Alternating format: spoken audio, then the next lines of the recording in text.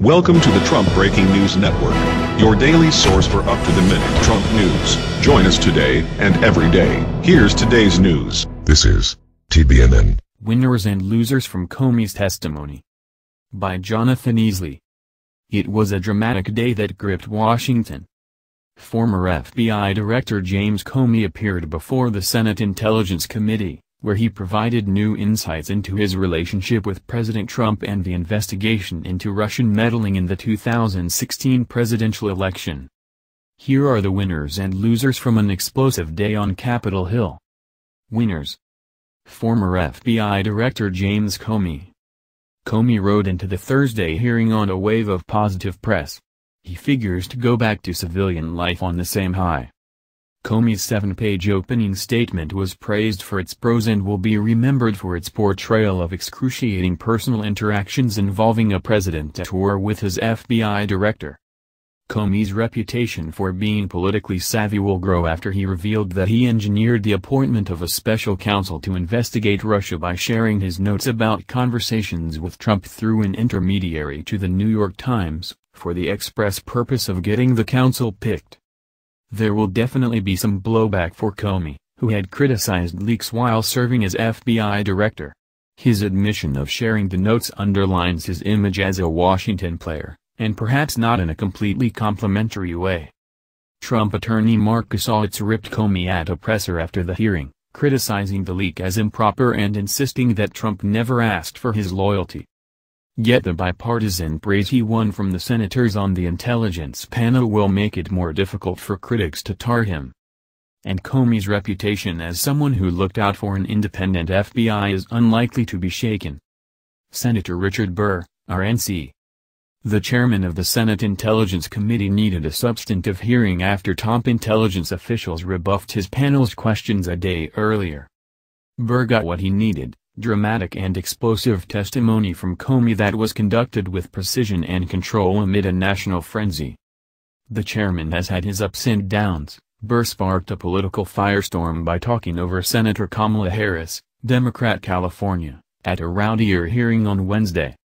But Burr looked like a responsible leader on Thursday, and his positive relationship with Senator Mark Warner, Democrat Virginia, the panel's vice chairman, has helped the Intelligence Committee's reputation for independence withstand partisan fighting over the Russia probe.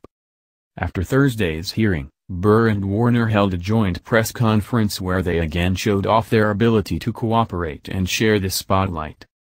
The Intelligence Committee has a reputation as a credible investigative body, and much of that is due to Burr.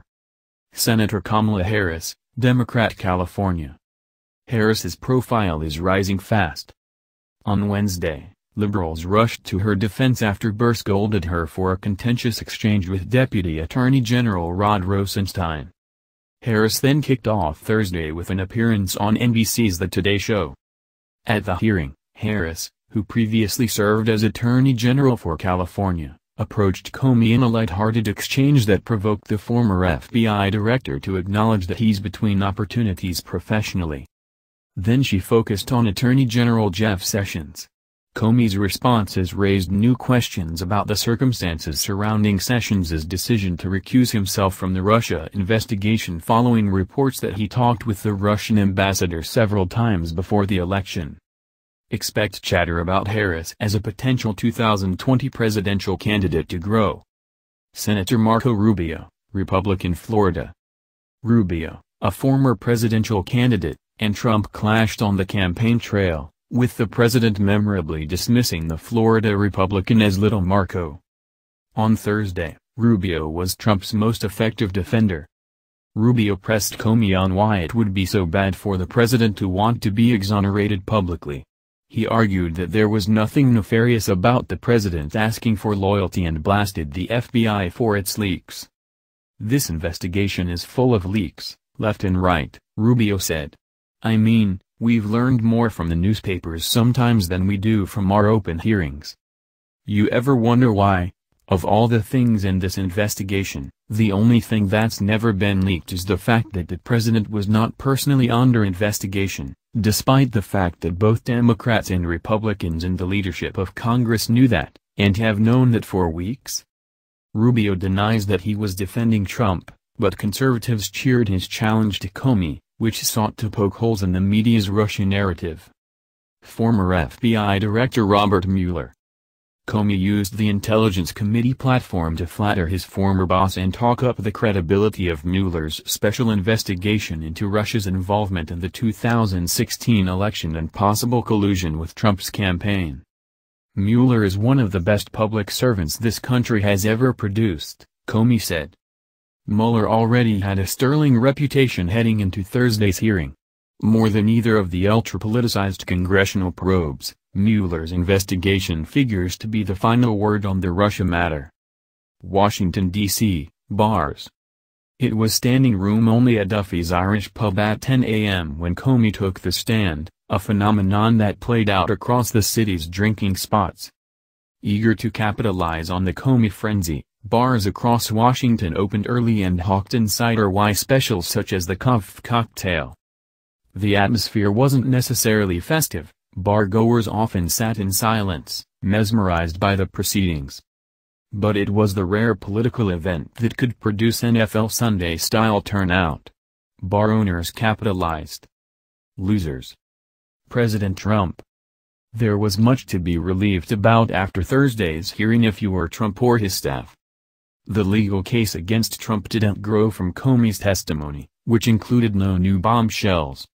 There is still no evidence that Trump campaign officials colluded with Russia, and Comey would not say that the president sought to obstruct justice by asking him to lift the cloud over his administration and the investigation into former National Security Advisor Michael Flynn.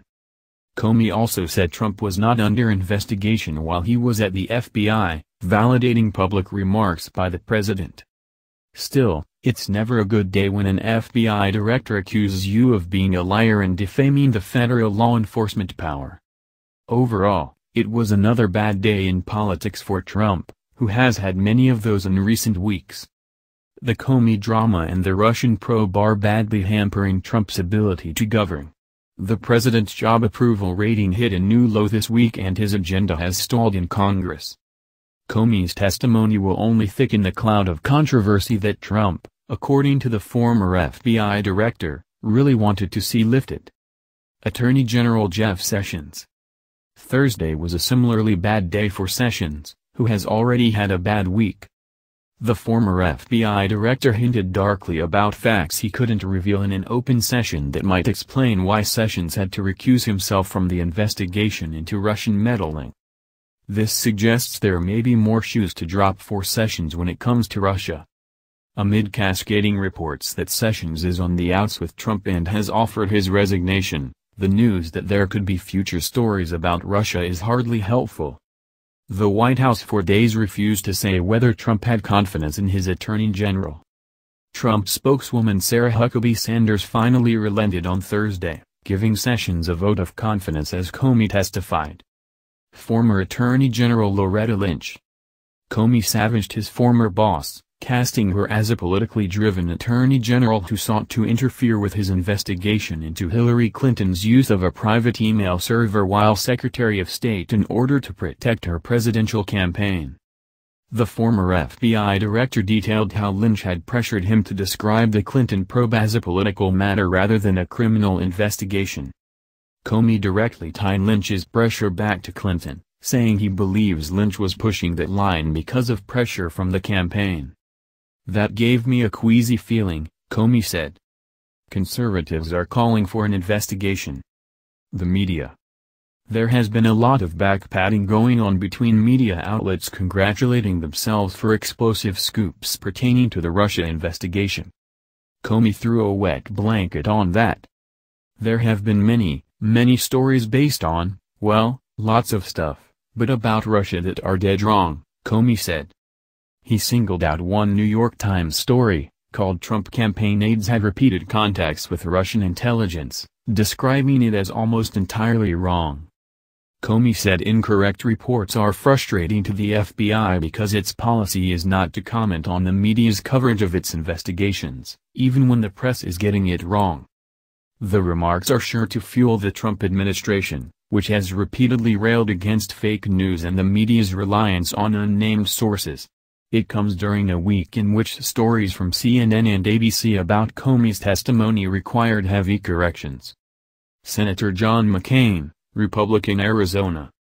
Political watchers were eager to see the exchange between Comey and McCain, the 30-year veteran of the Senate and fierce Trump critic. McCain is not an official member of the Intelligence Committee. He was granted an ex officio seat by virtue of being the chairman of the Armed Services Committee. But McCain fumbled through an unfocused line of questioning, starting with Comey's handling of the investigation into Clinton's private email server. "I'm a little confused, Senator," Comey said midway through. There were no meaningful or impactful moments from their exchange, and McCain was roundly mocked for his performance on social media. "Maybe going forward I shouldn't stay up late watching the Diamondbacks night games," McCain said in a statement later. The Diamondbacks later sent out a shrug emoji in response. That's the news. Join us here every day. Be sure to subscribe and click the bell. See you next time. This is TBNN.